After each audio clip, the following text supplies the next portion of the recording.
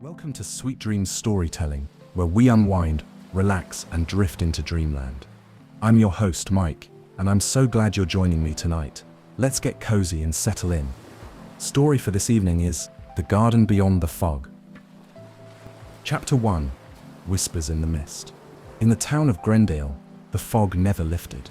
It pressed against the windows at dawn, shrouded the fields at noon, and wrapped the crooked chimneys in its cold arms by nightfall. The townsfolk moved through the mist like ghosts themselves, heads down, lanterns low, speaking in hushed voices as if fearful of waking something vast and slumbering within the clouds. To a child like Lark, the fog was not frightening. It was alive. It shifted and danced, hinting at shapes just beyond sight. Sometimes when the wind sighed just right, Lark swore the mist spoke, carrying laughter, weeping, and old forgotten songs. The elders would gather by the cracked stone well in the center of town, spinning their yarns of things lost to the fog, ships that sailed into the mist and never returned, caravans swallowed whole, voices that called your name but belonged to no one. Yet it was the story of the garden beyond the fog that wrapped itself around Lark's heart most tightly, a place of brilliant colors, so vivid they could burn through the mist itself, a garden where the sky was always blue, where rivers sang, and trees bore fruits that shone like stars. It's a place of memories too old to hold on to, whispered old Marnie, her voice a warm thread on stormy nights. A place where even the mist cannot reach. Most adults chuckled at these tales, weary, half smiling. Just stories to keep children out of the woods, they'd say, ruffling Lark's hair. But Lark noticed how their eyes lingered on the fog when they thought no one was watching, how their hands tightened around the handles of their dim, battered lanterns. In their heart, Lark knew the garden was real. They could feel it, like a thread tugging at the edges of their soul, calling them to a place they had never seen but somehow already missed.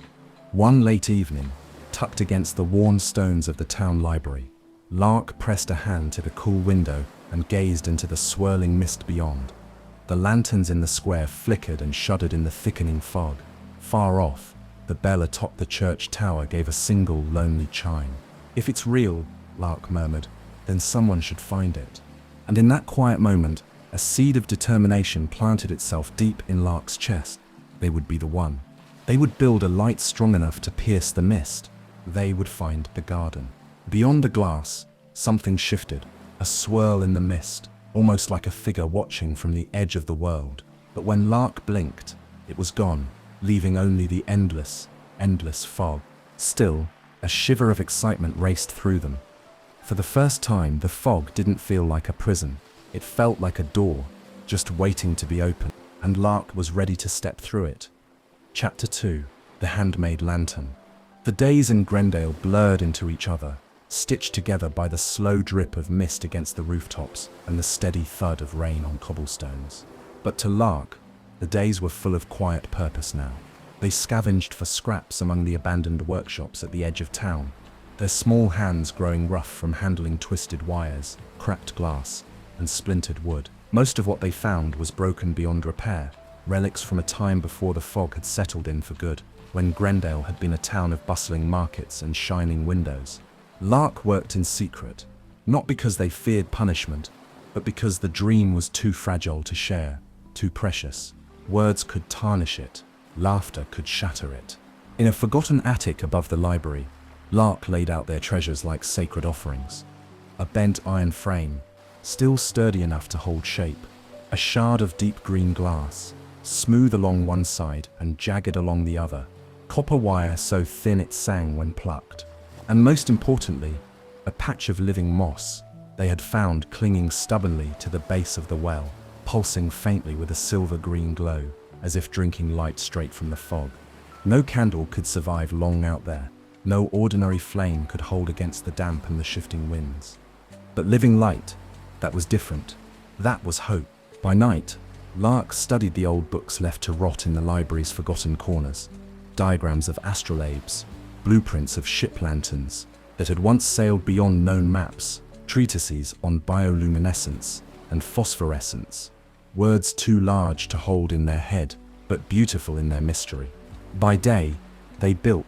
At first, the lantern refused to come alive. the wires tangled, the moss dimmed and went grey under the wrong touch.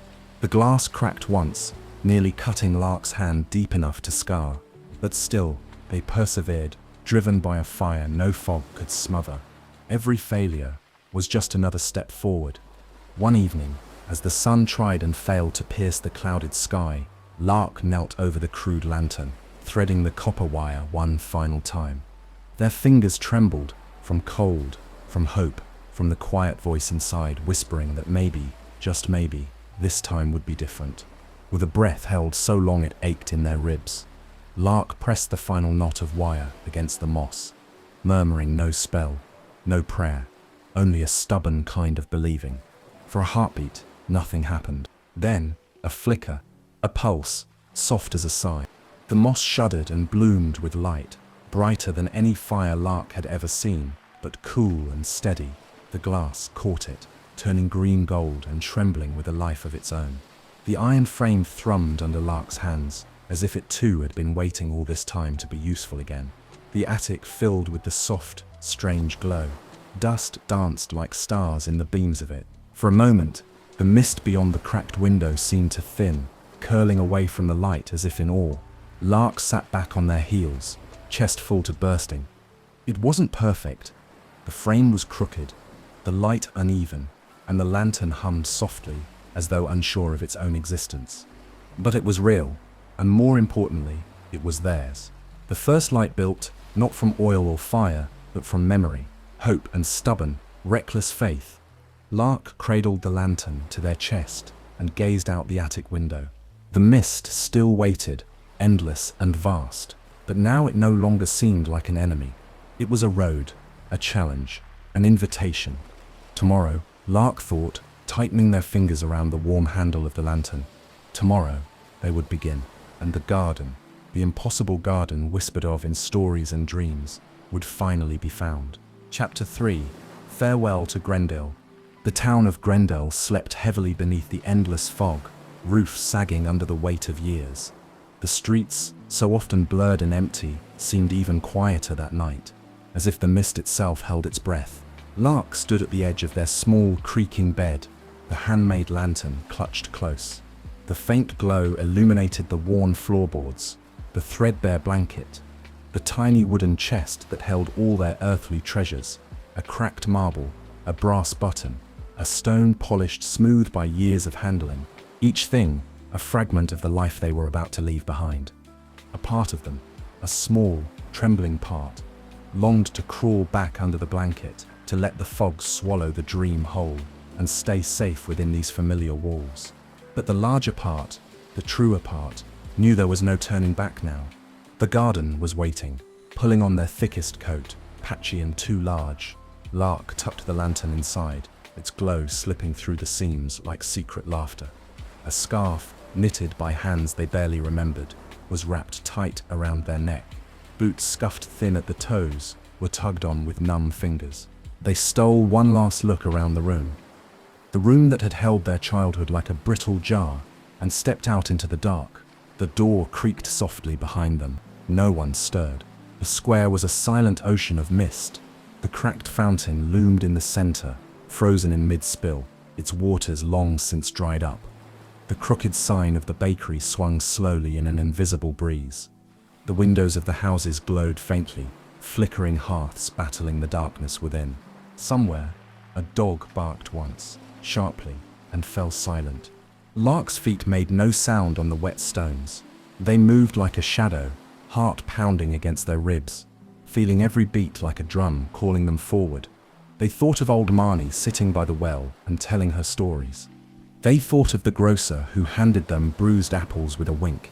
They thought of the librarian who always turned a blind eye to the stack of books Lark would sneak away with. These people were the threads that had stitched together the patchwork of Lark's world. But none of them believed in the garden anymore. Maybe they never really had.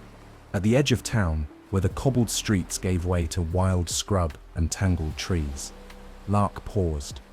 The mist here was thicker, almost a wall. Beyond it, unknown lands, unknown dangers, unknown wonders. Lark unwrapped the lantern from beneath their coat and lifted it high. The glow pushed against the fog, weak at first, but growing steadier with every breath.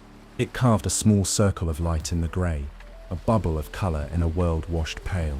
With a deep breath that seemed to scrape the bottom of their soul, Lark stepped forward. The mist closed behind them with a sound like a sigh, swallowing the lights of Grendale. The town was gone, the road ahead invisible. Only the fragile glow of the handmade lantern and the steady, stubborn beat of their heart guided them now. One step, then another, then another. And so Lark began the journey, not with a grand farewell, not with banners or blessings, but with quiet feet and a fierce, flickering hope. Somewhere ahead, hidden beyond the endless veil of mist, the garden waited. And Lark, child of fog and dreams, would find it. Chapter 4: Mistfolk and Echoes. The world beyond Grendale was nothing but mist. It wrapped around Lark's ankles, coiled against their chest, pressed soft, damp fingers to their face.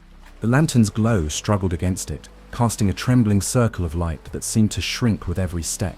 At first there was nothing, only the steady sound of their own breathing and the squelch of boots against unseen ground. The mist swallowed all else. No trees, no sky, no path. Lark had the uneasy sense of walking in place, as if the fog itself shifted to keep them lost. Then, the first whisper came, soft, so soft that Lark almost mistook it for the sigh of the wind. Lark, they froze, heart hammering. The lantern flickered once, twice. From the edge of the light, something stirred, a ripple in the mist, as if a figure moved just beyond sight. "Who's there?" Lark called, voice thin and tight. No answer, only the endless, pulsing quiet of the fog. Gathering their courage like a too small cloak around their shoulders, Lark pressed forward. The ground sloped gently, unseen, leading them deeper into the pale. Shapes began to form. At first, only suggestions, the bend of an elbow, the flutter of a cloak, the tilt of a head, all woven from mist and memory. They drifted around Lark, flickering at the edges of the lantern's glow, never quite stepping into the light. Some wept quietly, some laughed, low and broken. Some simply watched, their faces half-formed, melting back into the fog whenever Lark turned toward them. The Mistfolk. Lark had heard tales, old Marnie muttering about echoes that forgot where they belonged, about faces stitched from the breath of the lost. But nothing had prepared them for the strange, aching beauty of it. Each figure seemed stitched together from sorrow and longing. Some carried worn toys in transparent hands. Some wore cloaks patched with holes. Some seemed no older than Lark, their wide eyes empty and shining. One drifted closer, daring the edge of the lantern's reach. It was a woman, or the memory of one, her hair a wild tangle of smoke, her dress flowing like a second layer of mist. She stretched out a hand, her fingers unraveling at the edges. "Don't leave me," she whispered, voice crumbling like old paper. The lantern guttered. For a terrifying heartbeat, Lark felt themselves leaning toward her, felt the pull of sadness so heavy it could anchor them here forever. A step, just one step forward, and they would vanish into the mist, another echo among countless others. But somewhere deep inside, a thread of stubbornness tugged them back. The memory of why they had left. The garden, bright and living, untouched by sorrow. Lark gritted their teeth and clutched the lantern tighter. "I'm sorry," they whispered, voice thick with tears they barely understood. The woman blinked once, slowly, as if surprised, and then she unraveled, piece by piece, back into the mist. The others followed. One by one, the mistfolk faded, drifting like smoke in a dying wind. The fog closed in again, thicker than before, angry at being denied. But the lantern blazed a little brighter now, fueled by something fiercer than light. Will, memory. Lark wiped the damp from their cheeks with the back of a sleeve and stepped forward once more. The mistfolk had tested them. They would not be the last. Beyond the sorrow and the lost echoes, something waited, something more alive than anything Grendale could offer. The garden painted in colors the mist could not steal, and Lark, small, shivering, stubborn Lark, would find it, no matter what shadows tried to turn them back. Chapter 5: The Hollow Bridge. The mist grew thinner as Lark walked, but it did not grow kinder. It clung to their clothes, dampening the warmth from their skin, tugging gently at their sleeves like unseen hands. The ground beneath their boots grew firmer, less like earth, and more like something built, something made. Stone, perhaps, smooth and ancient, half swallowed by the breath of time. The lantern bobbed ahead, a stubborn star in a sea of shifting grey. It was then that Lark first saw it, a bridge, arcing out of the mist, like the back of a sleeping giant. Its stones were worn to a polish, bones of some long-forgotten road. No railings guarded its sides. It simply rose up and up, into the blank sky, and vanished again into the fog beyond. It looked impossibly old, impossibly fragile, and yet it waited, silent, expectant, as if it had been built just for them. Lark hesitated at the foot of it, toes nudging the first stone. The mist at their back seemed to thicken, pressing them forward. No turning back. They set a foot on the bridge. At once, a low hum rose up through the soles of their boots, a trembling sound more felt than heard, as if the bridge itself was waking up after long slumber. The hum deepened with each step. It wasn't music exactly, and yet it was familiar, threading through Lark's chest, plucking at memories they didn't know they carried. Halfway across, the mist shifted strangely, coalescing into forms, not quite the mistfolk of before, but echoes all the same. Flickering images stepped out across the bridge. A woman kneeling by a hearth, arms wide in welcome. A boy chasing a dog through a sunlit field. A figure shadowed, almost faceless, standing by a tall tree, laughing. The lantern's light passed through them, making them shimmer like smoke caught in a sunbeam. Each memory brushed against Lark, feather-light. Each one carried a wordless question. What do you remember? What do you carry? What have you lost? The hum of the bridge grew louder, vibrating against Lark's ribs. Their steps slowed. In Grendale, so much had been forgotten. Faces blurred, names swallowed by the fog. Even Lark's own parents were little more than impressions.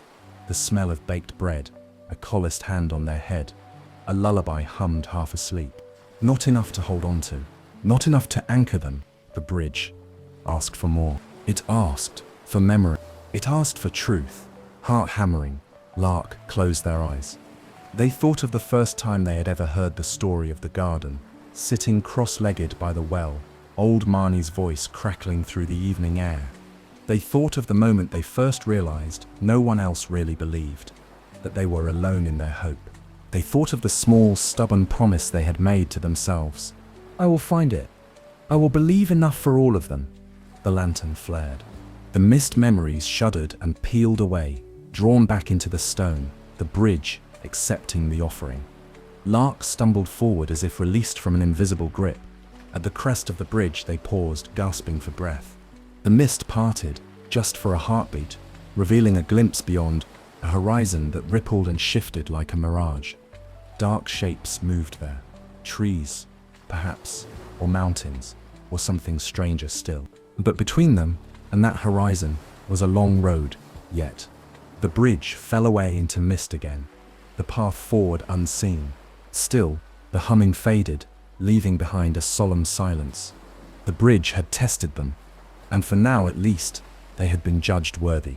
Lark pressed on. Behind them, the hollow bridge faded into the mist, as though it had never been. Ahead, the unknown stretched wide and wild, and somewhere far beyond the veil, the garden waited, waiting for the one stubborn enough, brave enough, foolish enough to find it, waiting for Lark. Chapter 6. The lantern's first fading. The mist was different now, heavier, almost oily, dragging at Lark's boots and coat, pressing against the fragile glow of the lantern with hungry fingers. The little circle of light that had once kept the darkness at bay now flickered uncertainly, shrinking with every step. Lark tightened their grip on the lantern's handle, knuckles whitening. The hum of the hollow bridge still echoed faintly in their bones, but the certainty it had given was already beginning to fray. The world around them shifted and sighed. It was not the playful mist of the town square, or even the sorrowful fog that birthed the mistfolk. This was a deeper mist filled with old fears, forgotten fears, crouching just out of sight. Shapes loomed and melted again in the periphery. Sometimes Lark thought they heard footsteps just behind them, soft as a whisper, lost whenever they dared to turn around. They walked faster, the lantern guttered again, the moss inside curling at the edges like paper near a flame. "No," Lark breathed, panic sharpening their voice. "No, no, stay with me." But the light weakened all the same. Panic rose thick, choking. Without the lantern, they would be nothing more than another lost soul, swallowed by the mist. Another forgotten story whispered by old Marnie on cold nights. Their breath came faster, loud in their ears. "Please," they whispered to the lantern, tears stinging their eyes. "Please don't leave me." The mist thickened in answer, and with it came the voices. Soft, coaxing, cruel. "Turn back. Nothing out there but cold and forgetting. You're just a child." Lark stumbled, nearly dropping the lantern. Their knees scraped hard against hidden stones, the jolt sending a wave of despair through their chest. The light faltered, a thin thread against the choking dark. Somewhere deep inside, a part of them wanted to surrender, to let the mist take them, to fall down and sleep forever, cradled by the soft, endless grey. But then, a memory, clear as sunlight through storm clouds, the sound of old Marnie's voice. "Hope's a stubborn thing, child. It's the root that cracks stone, the thread that mends the soul." Lark gritted their teeth, tasting blood where they had bitten their lip. Slowly, they pushed themselves up, cradling the dying lantern against their chest. They closed their eyes, shutting out the pressing dark, and instead turned inward, searching for the ember of hope that had carried them this far. The garden, the colors so bright they could break the mist apart. The rivers that sang, the trees bearing fruit like stars. They imagined it, with all the desperate fierceness they could summon. The scent of warm earth, the brush of sunlight across skin. The laughter, their own laughter, unburdened and whole. The moss within the lantern quivered. A single pulse of green light beat against Lark's chest. They held the vision tighter, breathing life into it, willing it to be real, not just some story told to children, not just a fading dream. The lantern flared. It was not steady yet, a flickering, trembling thing, but it pushed back the mist by a few precious inches. The voices faded, retreating like wolves from a burning torch. Lark staggered forward, every step fueled by stubbornness and sheer will. They would not give up. They would not be forgotten. The mist snarled around them, but the path, though invisible, remained under their feet, solid, waiting. The lantern's light grew steadier with each breath, fed by the raw, aching hope Lark refused to let go of. When they finally collapsed against the twisted trunk of a gnarled tree, panting and shaking, the mist had retreated enough to show the faint outline of a path ahead, narrow and crooked, but real. The lantern glowed weakly, but surely at their side, its moss slowly uncurling, its light fed by the hard-won memory of what mattered. Lark curled their fingers into the cold dirt and whispered into the fog, voice hoarse but unbroken. "I'm not done yet," and the mist, for now, seemed to listen. Chapter 7: A Friend Made of Threads. The mist thinned after the lantern flared, but it did not disappear. It hung heavy in the hollows and valleys, reluctant to release its hold, curling around Lark's ankles with lazy, lingering touches. But the child pressed onward, their steps slow but sure. The path was barely more than a suggestion, a ribbon of firm ground amid a sea of uncertainty. Above, no stars pierced the grey, only the faint, greenish pulse of the lantern lit the way forward. It was after what felt like hours, or perhaps days, time bent strangely in the fog, that Lark first saw the figure. At first it seemed another trick of the mist, a shifting shadow, the suggestion of limbs, of a shape trying to remember itself. But as Lark drew nearer, the figure coalesced. It was small, hardly taller than Lark, and stitched together from dozens of different scraps, long flowing threads, worn ribbons, frayed bits of scarf and shirt and banner. Its head was crowned with a tangled nest of yarn and string, its eyes two tiny buttons that gleamed faintly in the lantern's glow. It sat perched atop a crooked fence post, legs swinging lazily, as if waiting. Lark froze, lantern held out before them, like a shield. The creature cocked its head, threads fluttering like soft feathers in the mist. "Well then," it said in a voice like wind through leaves. "Took you long enough." Lark stared. unsure if the creature was real or another echo, another half-memory conjured by the road. "Who are you?" they managed, throat raw from disuse.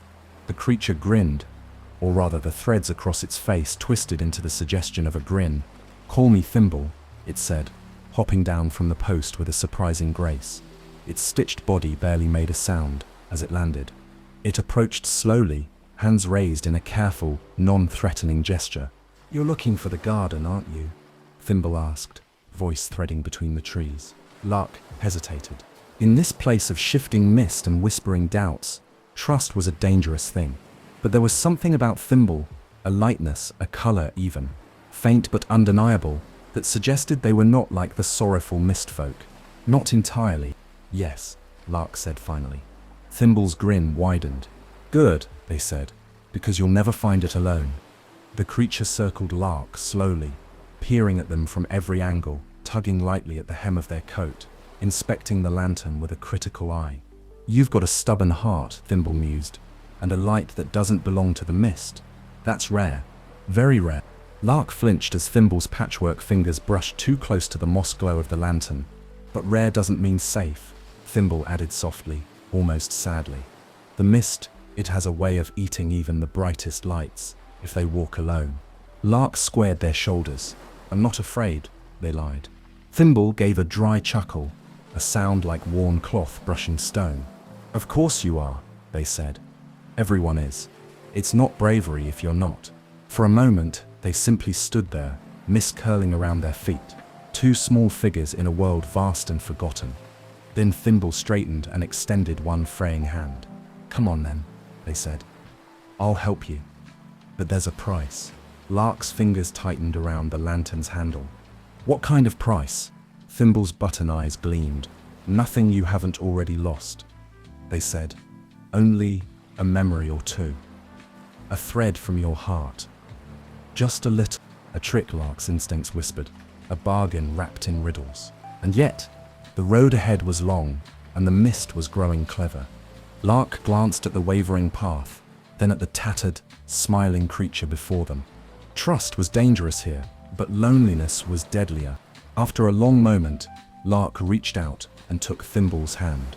The stitched fingers curled around theirs, surprisingly warm. "Good," Thimble said, voice low and pleased. "Good. Now let's find your garden, Lightkeeper."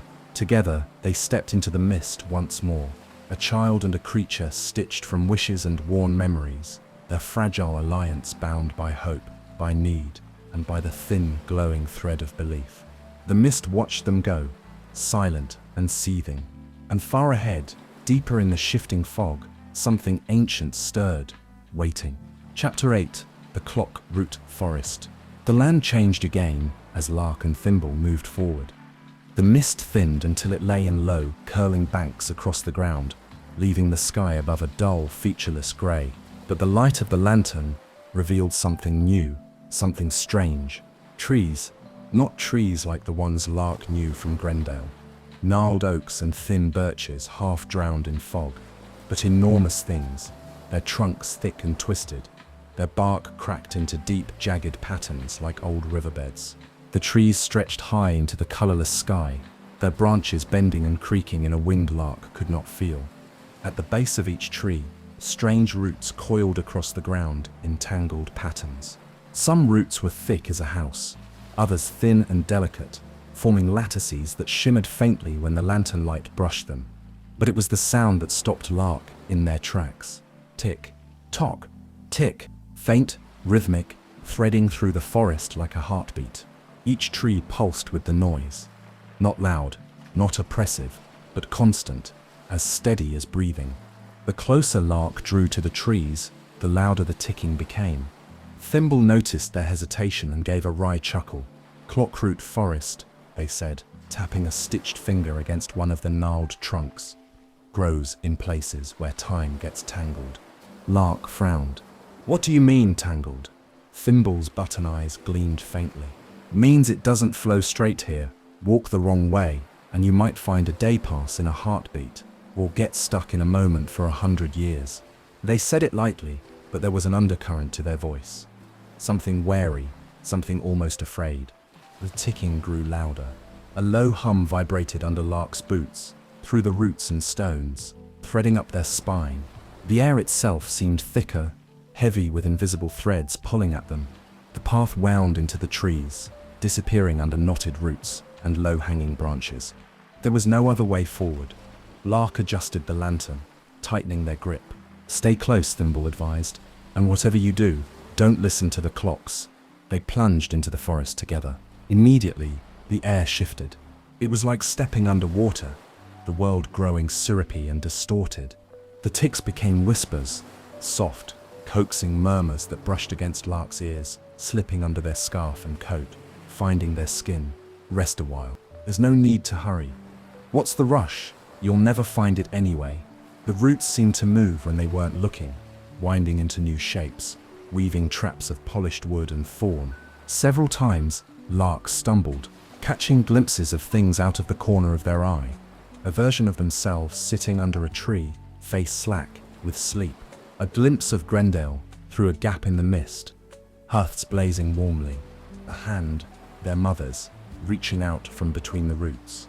"Ignore it," Thimble hissed, tugging at Lark's sleeve. "The forest shows you what you want. It'll steal your hours if you let it." Sweat beaded on Lark's forehead despite the chill. The clocks ticked louder, pressing in. Somewhere ahead, a bell tolled, deep and slow, and Lark staggered at the sound, lanterns swinging wildly. The world blurred. For a terrible moment, they saw themselves older, stooped and grey, walking endless circles among the trees, the garden nothing but a forgotten dream. Fear clawed at their throat. "No," Lark growled under their breath. "No." They squeezed the lantern, forcing the vision away, focusing on the solid, stubborn light. The moss inside pulsed in answer, brighter and steadier than before.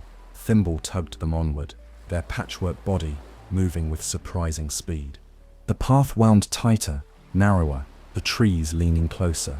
Roots reached for them, gnarled fingers trying to snag their boots, their sleeves. But step by step, breath by breath, Lark and Thimble fought their way forward, until at last, the ticking faded. The trees thinned, and with one final gasping leap over a snarled root, they burst from the edge of the clockroot forest. The mist rushed in to greet them, cool and clean and blessedly silent. Lark collapsed to their knees, chest heaving, the lantern cradled against them like a lifeline. Behind them, the forest loomed dark, patient, waiting for the next unwary soul.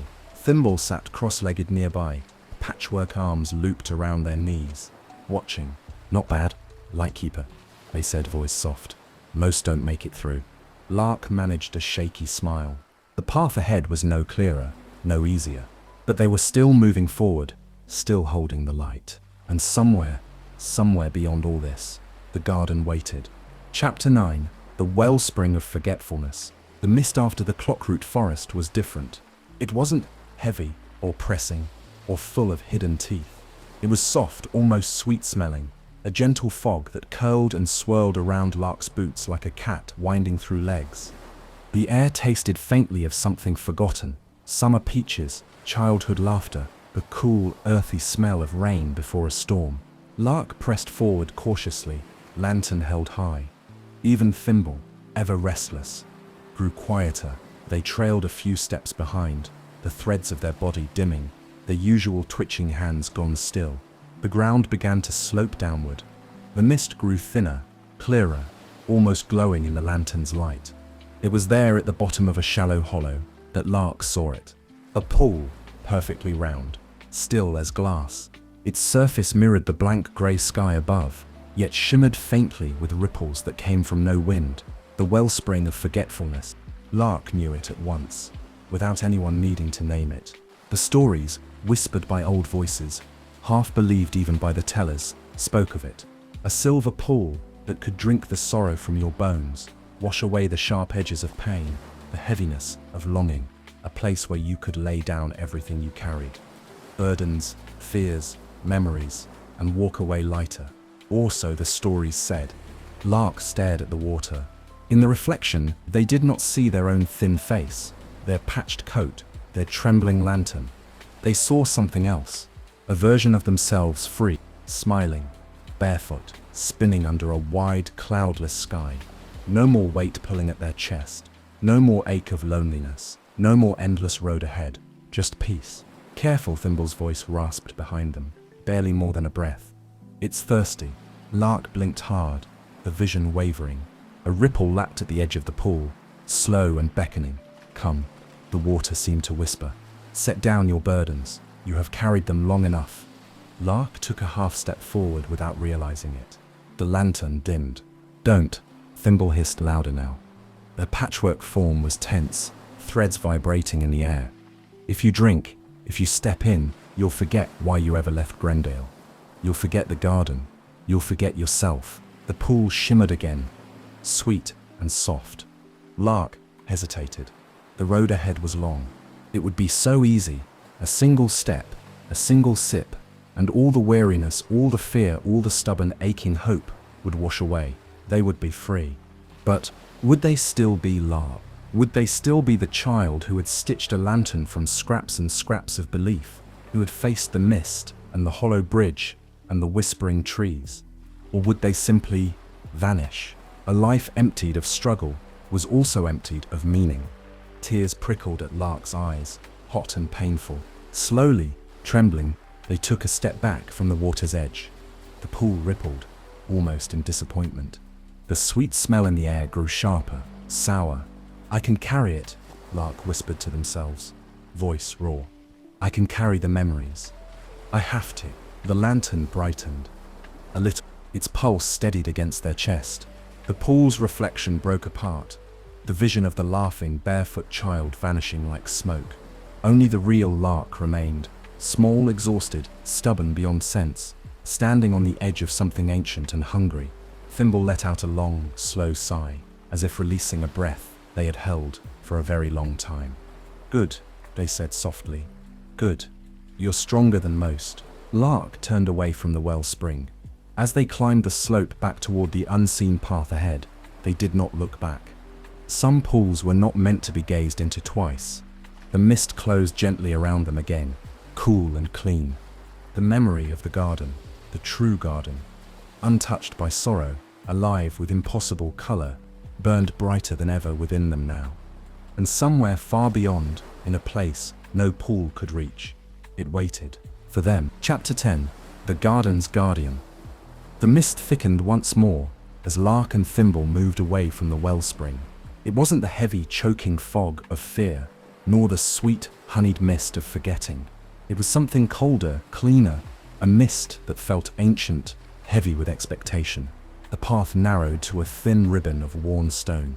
Every step seemed louder now, each footfall echoing strangely, as if the world itself listened. The lantern's light pulsed slow and steady against Lark's chest, guiding them forward through the featureless grey. Then, ahead, something stirred. A shape, darker than mist, standing motionless, where the path widened into a clearing of cracked marble. A figure wrapped in tattered robes, their form tall and still, as if carved from old wood or shaped from the fog itself. At the figure's feet lay a threshold, a low arch of stone sunk into the ground, half swallowed by roots and moss. Beyond it, the mist shimmered with a different light, faint and colored, as though a different world waited just beyond. Lark knew at once the garden lay past that threshold, but the figure barred the way. Thimble drew back, their patchwork form trembling slightly. That's the guardian, they whispered. The one who watches the threshold. Lark tightened their fingers around the lantern handle. The guardian raised their head slowly. Their face was hidden beneath a hood, but Lark could feel the weight of their gaze, ancient and immense, settle upon them. When the guardian spoke, their voice was not a voice at all, but a soundless understanding, planted fully formed inside Lark's mind. What do you see? The question thrummed through Lark's bones, vibrating the very air. Their mouth went dry, their heart pounded. The garden, Lark said, finding their voice. I seek the garden beyond the fog. The guardian's hooded head tilted slightly. Another question, unspoken but deafening. Why? Why indeed? Because the stories promised beauty. Because Grendel was too grey, too silent, too small. Because something deep inside them had cried out that there must be more. Lark swallowed, feeling the weight of all the miles they had walked pressing down on their shoulders. Because, they began, faltering, but then the real words tumbled out, raw and true. Because I believe it's real. Because I have to believe there's something brighter beyond the mist. The guardians stood unmoving for a long, breathless moment. Then, slowly, they lifted one hand from the folds of their robes. In their palm, a light flickered, not a flame, not a spark, but a memory, clear and sharp. And Lark saw their self, much younger, sitting alone by the cracked well in Grendel, listening to old Marnie's voice threading through the dusk. The wonder in their small face, the aching hope beginning to grow there, fragile and stubborn. This is your light, the guardian said, without speaking. You may not pass with empty hands. The garden does not yield itself to hollow hearts. The light in the guardian's palm brightened, and Lark understood. To pass, they would have to offer something, something real, something of themselves, not stolen memories, not borrowed dreams, their own truth. Slowly, heart thundering, Lark lifted their lantern. The moss glow flickered and steadied, the green light wrapping around their fingers, spilling upward like a living breath. The lantern's light, born from scraps, from broken things stitched back together by stubborn hands, rose toward the guardian's offered memory. The two lights met, merging into a single pulse of color that burned impossibly bright, a deep gold tinged with green. The guardian lowered their hand. The mist around the threshold stirred, parting like curtains in a long-forgotten theater. The path ahead shimmered, alive, beckoning. The guardian spoke once more, their soundless voice tender and vast. You may pass, seeker of the garden. Carry your light, carry your heart. Forget neither. Lark stepped forward, breath catching. They turned once to look at Thimble, who stood just at the edge of the clearing, their stitched body taut with something that might have been pride or sorrow. Thimble gave a small, lopsided nod. Go on, Lightkeeper, they said. The real road begins here. Lantern in hand, hope blazing inside their ribs, Lark crossed the threshold. The mist folded behind them, closing the way back. Ahead, something new awaited. A land where the rules of the old world no longer held sway, where colors and songs and memories lived and breathed like wild things. The garden beyond the fog was close now, closer than ever, and Lark, small and determined and shining, walked toward it with open eyes. Chapter 11.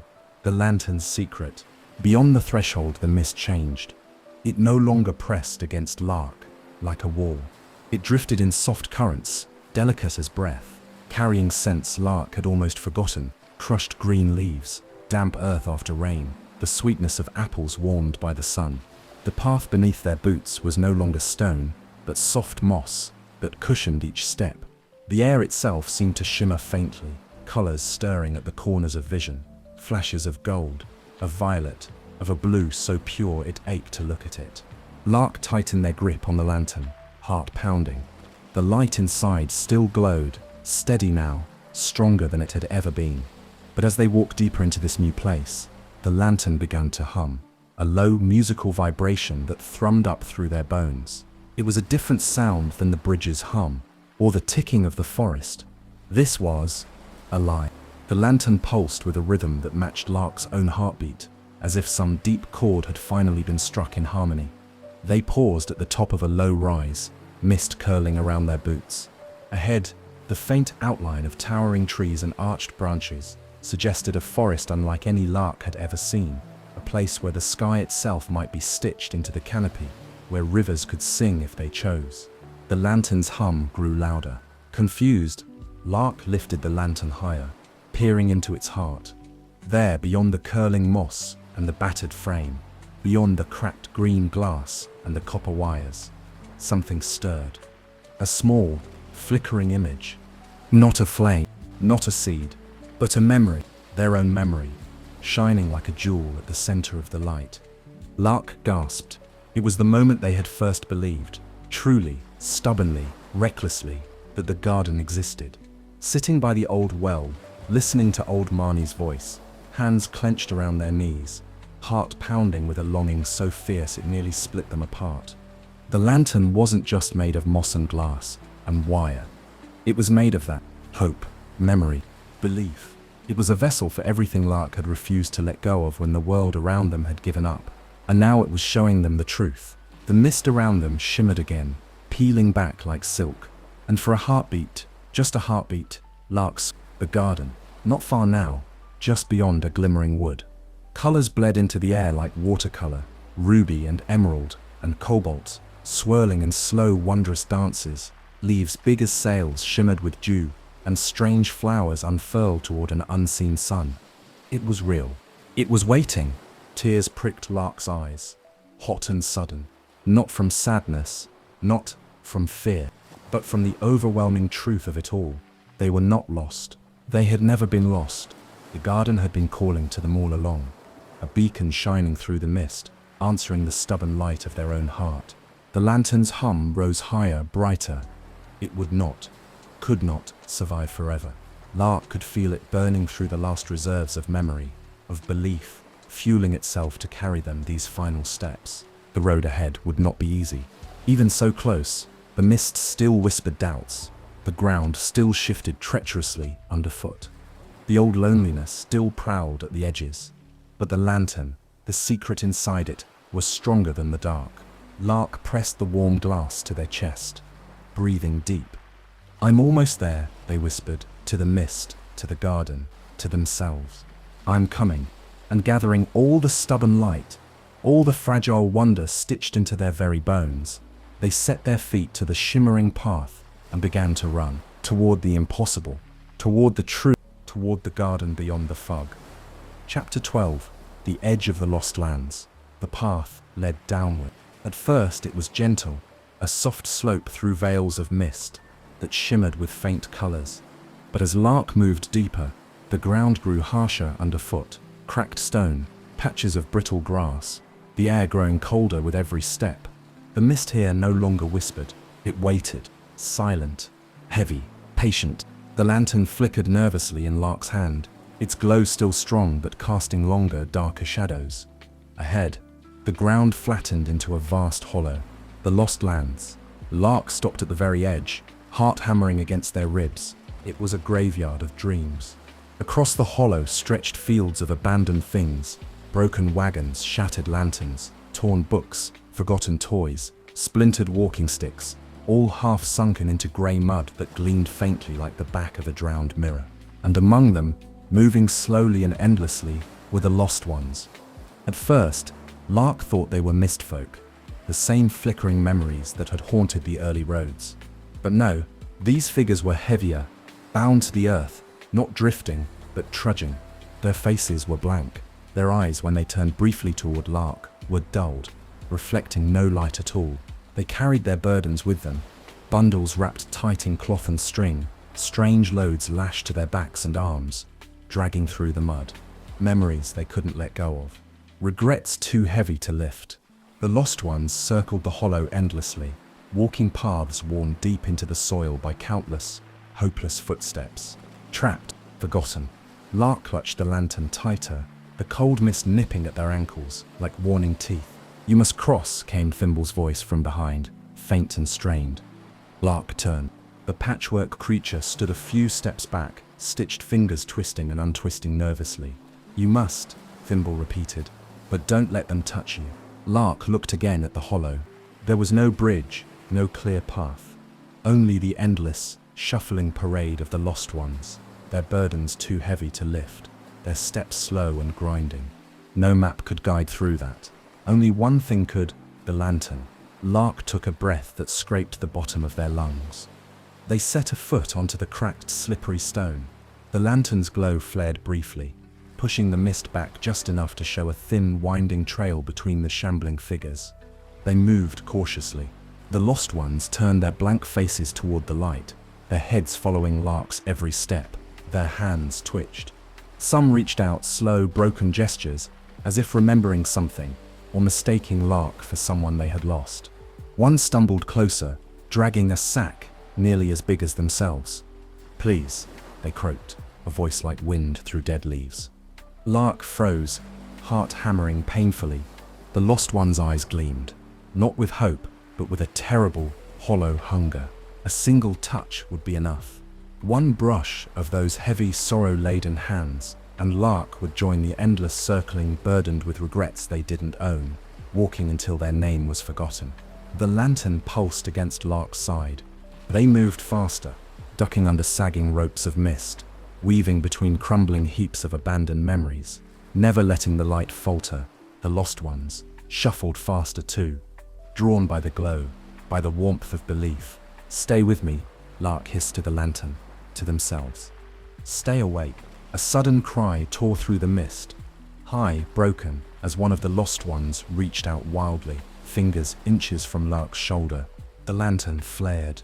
The light blasted outward, searing the mist, forcing the figures back with hissing cries.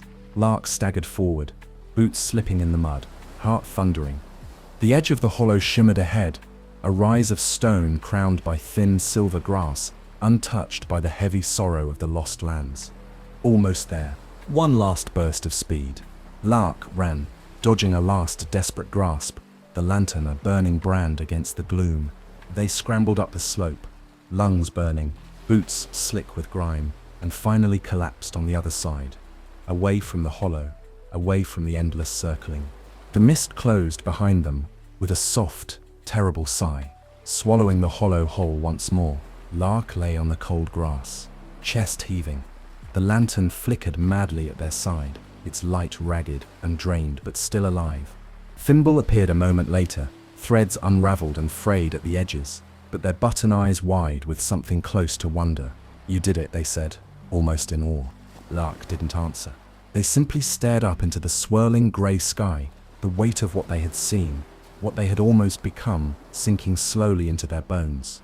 The garden was close now, but the mist had made one thing very clear. This would not be a gift. It would have to be earned. And Lark, battered, shaken, but still carrying the stubborn, burning thread of belief, rose slowly to their feet. They would earn it. Step by step, they would earn it. Chapter 13. The Weeping Meadow. The ground changed again. Beyond the edge of the lost lands, the cracked stone gave way to soft earth, spongy beneath Lark's boots, damp with unseen waters. The mist drifted lower here, clinging to the ground like a heavy blanket, leaving the sky above strangely, painfully clear. A vast dome of cold, empty grey. No colors shimmered now. No songs whispered on the breeze. Only silence, and the slow, steady sound of weeping.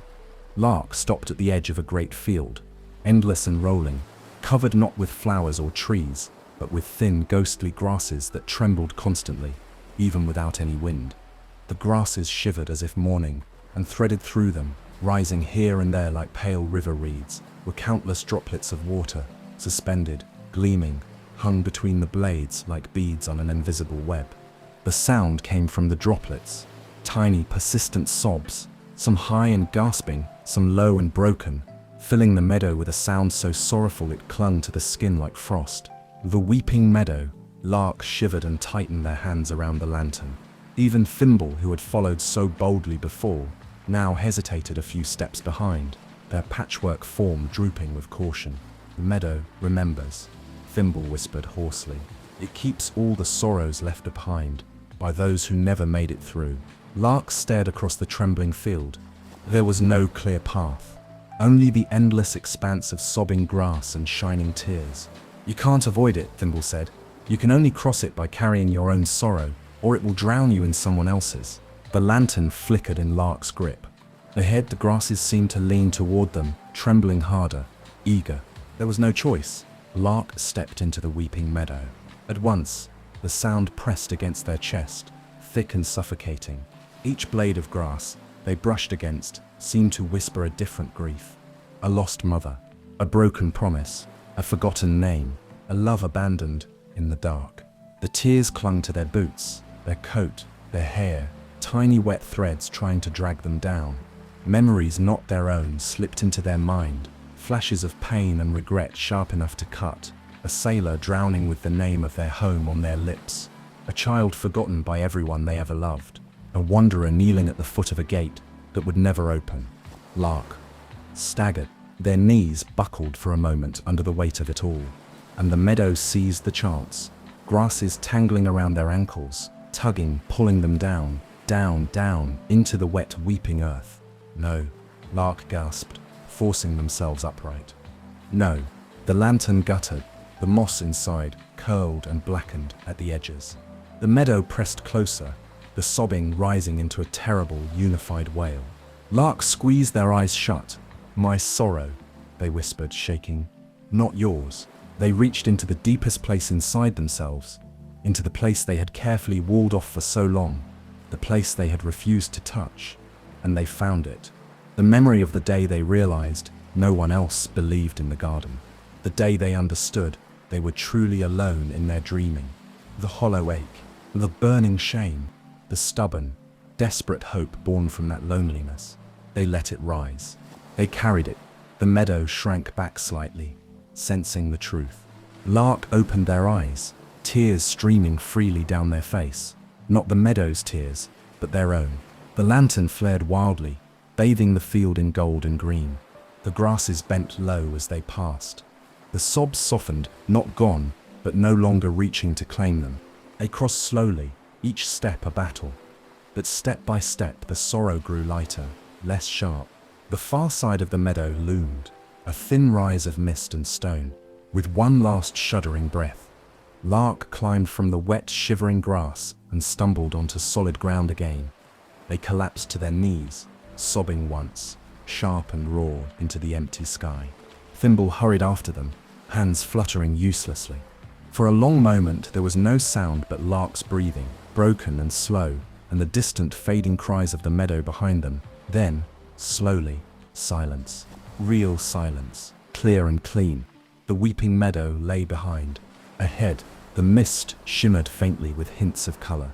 The garden was closer now. Lark rose shakily, the lantern burning strong and bright at their side.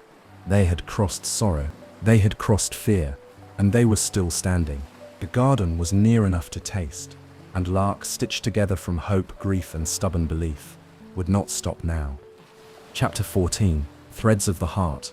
The path narrowed as they climbed, winding between jagged rocks, slick with mist.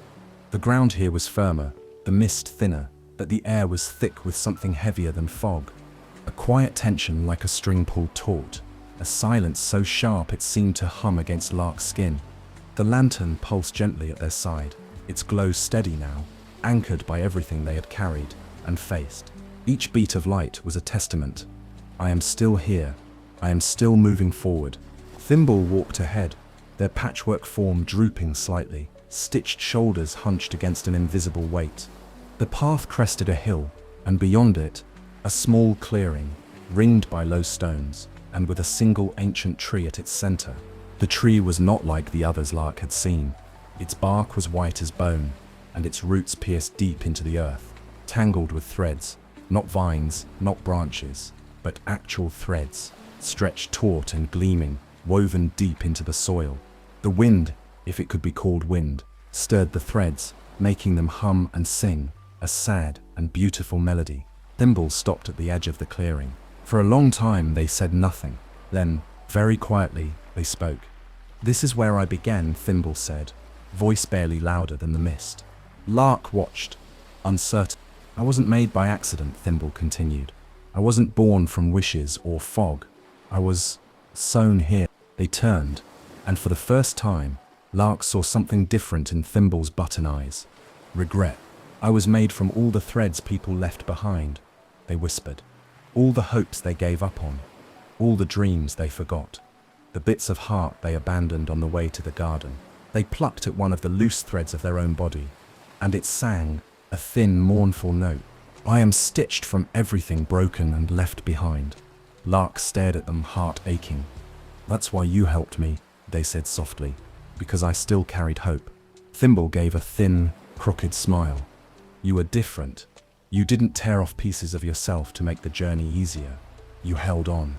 Their voice cracked, a rough, frayed sound. "I wanted to see if someone could make it whole, if someone could reach the garden without giving up the best parts of themselves." The threads binding Thimble's body trembled, as if struggling to hold together. The tree at the center of the clearing stirred in a sudden, invisible breeze. "But now comes the part I didn't tell you." Thimble said, stepping closer. To enter the true garden, the heart of it, you have to give up your guide. Lark's stomach twisted. You mean? Thimble nodded. I am stitched from lost hopes. I can't cross with you. If I did, the garden would unravel. They reached out and gently touched Lark's hand, their touch light and warm despite the patchwork cloth. You have to leave me behind. Lark's throat closed up. Everything inside them cried out against it. After all the miles, after the dangers and the losses, after trusting Thimble through sorrow and fear and endless mist, to simply let them go. There has to be another way, Lark whispered fiercely. Thimble smiled, a soft, tired smile, like a candle flickering low. There never was, he said, but it's all right. This is what I was made for. To guide someone like you. The threads around the clearing sang again, the melody growing higher, urging them on. Lark felt the pull forward, the garden's presence, nearer than ever, calling. But to reach it, to truly reach it, they had to let go. Slowly, with tears blurring their vision, Lark unwrapped the scarf from around their neck, the one they had carried since Grendel, woven by hands they barely remembered. They pressed it into Thimble's stitched hands. A gift, a memory, a thank you. Thimble's button eyes gleamed wetly. They wrapped the scarf carefully around their shoulders, as if it were the most precious thing in the world. Then they stepped back, smiling that same quiet, proud smile. Go, they said, before your heart tries to break itself trying to stay. Lark hesitated, every part of them screaming to refuse. But they took a step, then another, and as they walked forward, the mist thickened briefly, swallowing Thimble's small, stitched figure from sight, not as a punishment, but as a mercy. The lantern's light burned brighter, fueled by a heart aching but unbroken. And beyond the clearing, beyond the last veil of mist, the true garden waited, and Lark, wounded, whole, stubborn, walked toward it. Chapter 15. The Forgotten Gate. The mist ahead shifted as Lark moved forward, slower now, heavier, as though the very air grieved for what had just been lost. The world narrowed. No more strange forests, no meadows weeping sorrow, no broken hollow of the lost. Only a single path, ancient, cracked, worn down by countless feet that had come this far and no farther. The lantern glowed steadily at Lark's side, not with the raw, flickering desperation of before, but with something quieter, deeper, endurant. And there, standing alone in the last stretch of mist, was the Forgotten Gate.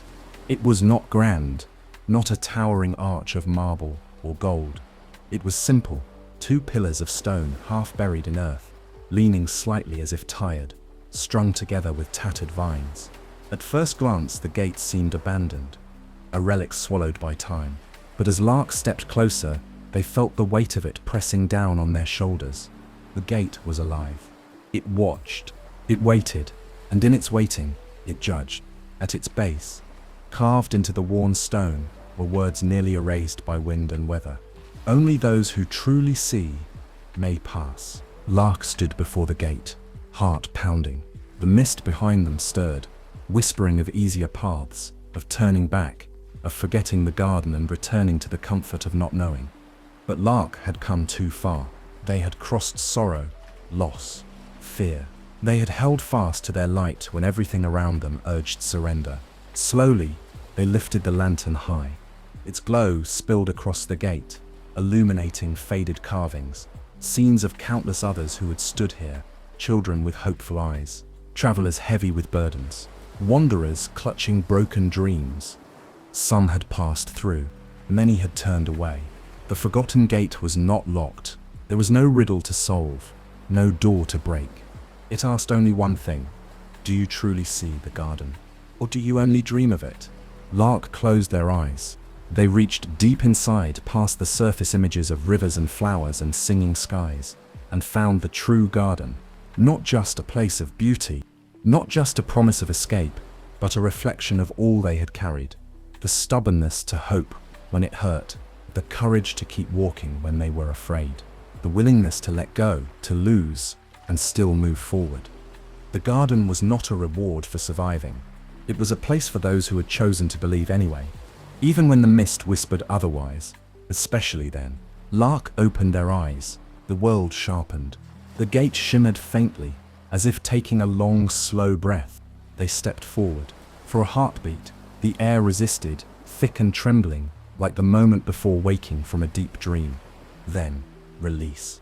The mist folded away like a curtain, pulled back by unseen hands. And there, through the crumbling pillars, stretched a road unlike any they had seen before, no longer shrouded in mist. A road paved in light, soft and golden, winding through fields that glowed with impossible colors, under a sky alive with shifting blues and golds, and deep violets. The garden beyond the fog, real, alive, waiting. Lark lowered the lantern. They did not need its light to see anymore. They had carried their own light inside all along. With a breath that felt like the first true breath in a lifetime, they stepped through the forgotten gate. And the mist, gentle now, folded quietly behind them, closing the path not to trap, but to protect the precious place beyond. The journey was not yet over, but Lark had crossed the last threshold. The garden was theirs to find, to walk, to truly see. And they would. They had already begun. That chapter is the final emotional trial before Lark truly reaches the center of the garden, a last wave of illusions and doubts. We're getting really close to the heart of the story now. You said, do the same for the next chapter. ChatGPT said, of course, still keeping the rich, immersive storytelling voice. Here's chapter 16. Through the shifting fog fully expanded. Chapter 16, through the shifting fog. The road of light wound onward, soft underfoot, singing faintly with every step Lark took. Above, the sky was vast and endless, no longer grey, but a living canvas that shifted and changed. Brilliant blue one moment, dusky gold, the next, violet deepening toward night. The mist was thinner here, stretched out in thin, shivering veils that caught the light and danced. For a while, Lark simply walked. The garden, the true garden, lay ahead, its colors calling like the memory of a song, half remembered. Every step should have felt lighter. Every step should have brought joy. But instead, a strange weight gathered in the air. The mist ahead thickened once more, not the clinging, sorrowful fog of before, but something different, something clever. It shimmered in strange ways, bending the light, the ground, the very air. And then, the first illusion. It was Grendale, whole and bright, not the faded, weary town Lark had left behind. The fountain in the square flowed with clear water, the windows of the houses shone with laughter, the streets bustled with familiar faces. Old Marnie waved from the well. The baker called out Lark's name, holding a warm loaf in their hands. The librarian smiled from the library steps, arms full of books. Come home, the mist town whispered. You were never meant to leave. Lark slowed, heart clenching. It would be so easy to believe, so easy to step into that shining dream, to lay down the burden of the long, lonely road and simply be a child again, safe, known, loved. But Lark knew better. Grendel had not been cruel, but it had been small. The dreams they carried had never fit inside its worn streets and fog-heavy fields. The lantern, even without being lifted, glowed faintly against Lark's side, warm and steady. No, Lark whispered, that's not real. The mist town flickered. The friendly faces twisted, not into monsters but into emptiness. Hollow masks, with eyes that didn't see, smiles that didn't reach. Lark stepped forward, and the illusion shattered like thin ice underfoot. The mist writhed, furious. Another vision rose, faster this time, the garden. But a perfect garden, impossibly perfect. A place where no sorrow could touch, where no memory of loss existed, where everything was easy, unearned. Fruit heavy on trees, laughter ringing from unseen mouths. A sun that never set. Stay here, the perfect garden whispered. No more work, no more carrying the weight of who you were. Lark hesitated. This temptation was harder to resist. The long road had left them tired. The losses, Thimble's sacrifice, the memory of the wellspring, the meadow's sorrows, still ached deep in their bones. Would it be so wrong to lay those burdens down? But no. Without the journey, without the grief and the hope stitched together inside them, who would they be? This garden was a hollow prize, a dream without roots. Lark gritted their teeth and stepped through it.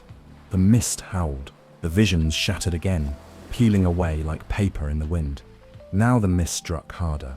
Not dreams, not temptations, doubt. Figures rose from the fog, not strangers, but Lark themselves, twisted and dark. "You're nothing," the first Lark sneered. "A foolish child chasing stories. You'll find nothing but more emptiness," said another, older, eyes sunken with exhaustion. "You will always be alone," whispered a third, voice like a knife sliding between ribs. The real Lark staggered under the weight of the words. The road swayed. The mist thickened around their legs, like chains. The lantern dimmed for the first time in what felt like hours. Tears blurred Lark's vision. "Maybe they're right," a small voice inside them said. "Maybe you are just a foolish child." The figures closed in, circling like wolves. Lark clutched the lantern desperately, pressing it against their chest. And then, in the deepest hollow of themselves, they found it. Not pride, not certainty, not some grand, shining strength. Just belief, small, stubborn, real. "Maybe I am foolish," Lark said aloud, voice trembling. "But I'd rather be foolish than empty." They took a step forward. The first figure dissolved into mist.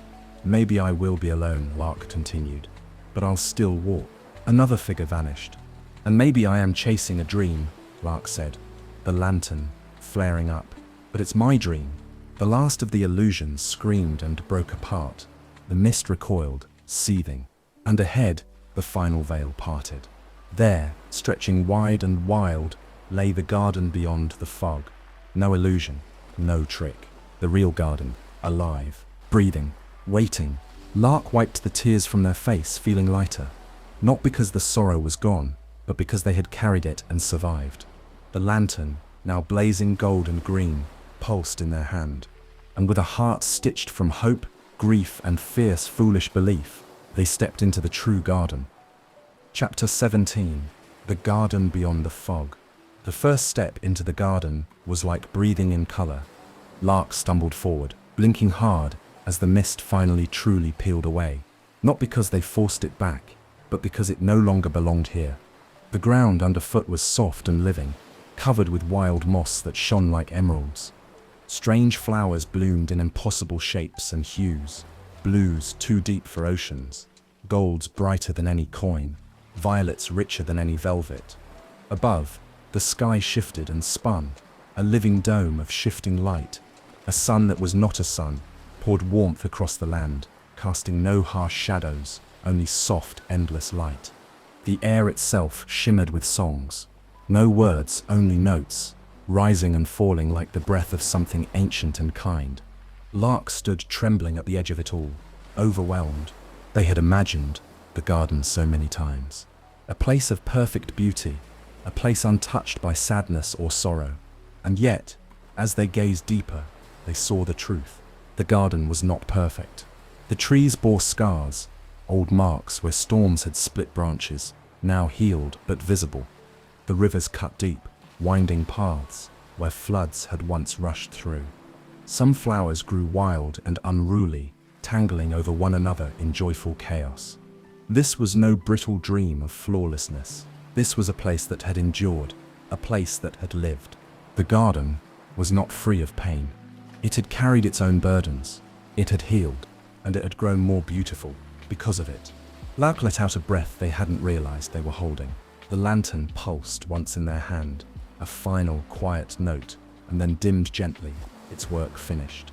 Carefully, reverently, Lark set the lantern down at the edge of a small pool. The water caught the last of its glow and folded it into itself, like a memory kept safe. They walked forward slowly, each step sinking into the rich, forgiving earth.